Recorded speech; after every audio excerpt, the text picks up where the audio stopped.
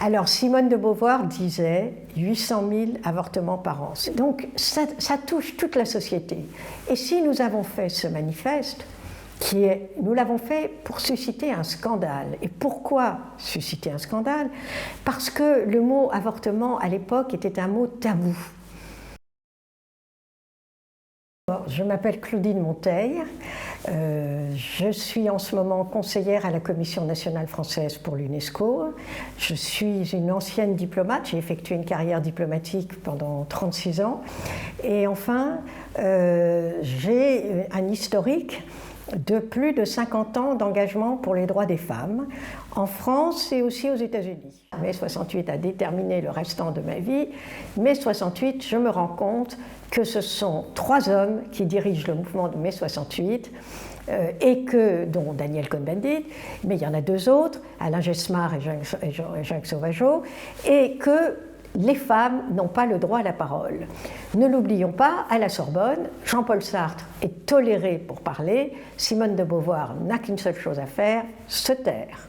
Et bien c'est ainsi qu'est arrivé le mouvement de libération des femmes. C'est-à-dire que les jeunes femmes que nous étions, qui étions engagées dans une révolution hypothétique, en fait nous avons voulu changer le monde tout de suite et nous avons quitté les mouvements étudiants, dirigés par des hommes.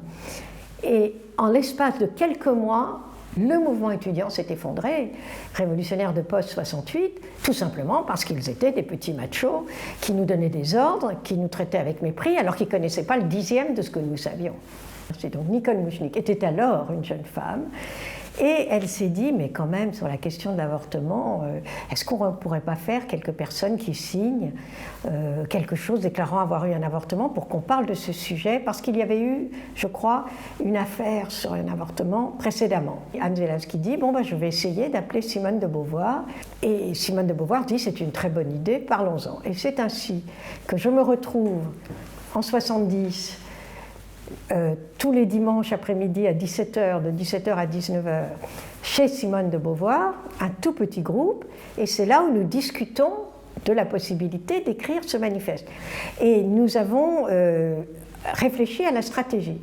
Et c'est là qu'il a été convenu qu'il y aurait des femmes célèbres. Il fallait absolument des femmes connues pour qu'on n'ose pas nous arrêter. Il y a eu une très vive discussion avec le Nouvel Observateur. Parce que Jean Daniel a trouvé l'idée intéressante, tout en ayant peur, bien sûr, que le journal soit saisi. Et il a commencé à envisager, derrière notre dos, d'enlever tous les noms des femmes inconnues et de ne garder qu'une centaine de femmes ou 80 femmes très connues. Et là, je n'y étais pas, mais quelques copines du MLF ont envahi le bureau de Jean Daniel, sont montées sur son bureau, sont assises sur son bureau et lui ont dit ce sera avec les noms des femmes inconnues ou ce sera rien, on s'en va et on va le présenter ailleurs.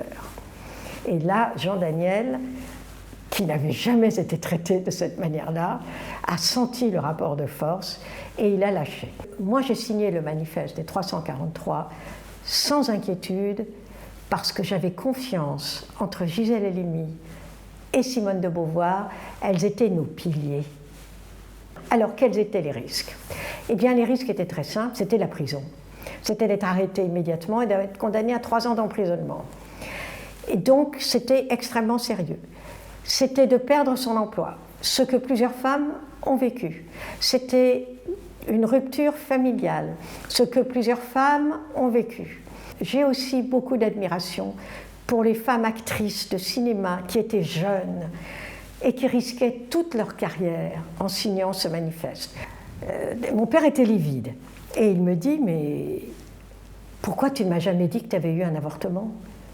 Mais je lui dis « mais papa, je ne te l'ai jamais dit parce que je n'en ai jamais eu. » « Mais alors, tu as signé quelque chose que tu n'as pas fait ?» ?»« Mais oui, il y a 20% de femmes au moins qui ont signé le manifeste qui n'ont jamais eu d'avortement. » Mais c'est par solidarité, c'est parce qu'on veut faire tomber, on veut que le sujet soit un sujet de société. Et mon père, en mathématicien, très mathématicien, me dit « Ah, alors votre manifeste, c'est un manifeste où vous avez menti. Bon, il ne vaut rien. » Et il claque la porte. Ma mère l'avait découvert dans un train, en lisant Le Monde.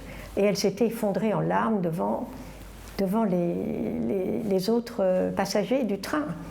Elle s'était effondrée en larmes parce qu'elle s'était dit « Claudine ne pourra pas avoir la vie de ses rêves ». Et elle savait que je rêvais d'être diplomate, que je rêvais d'écrire des livres, être femme de lettres. Elle s'est dit « sa vie sera brisée, elle ne pourra jamais entrer dans la fonction publique ». Elle vient de briser sa vie à 21 ans. Nous qui sommes sans passé les femmes, nous qui n'avons pas d'histoire, depuis la nuit des temps les femmes, nous sommes le continent noir. Debout les femmes esclaves et brisons nos entraves, debout, debout. Je souhaite que ce soit l'hymne du MLF que l'on chante quand on m'accompagnera jusqu'à ma dernière demeure.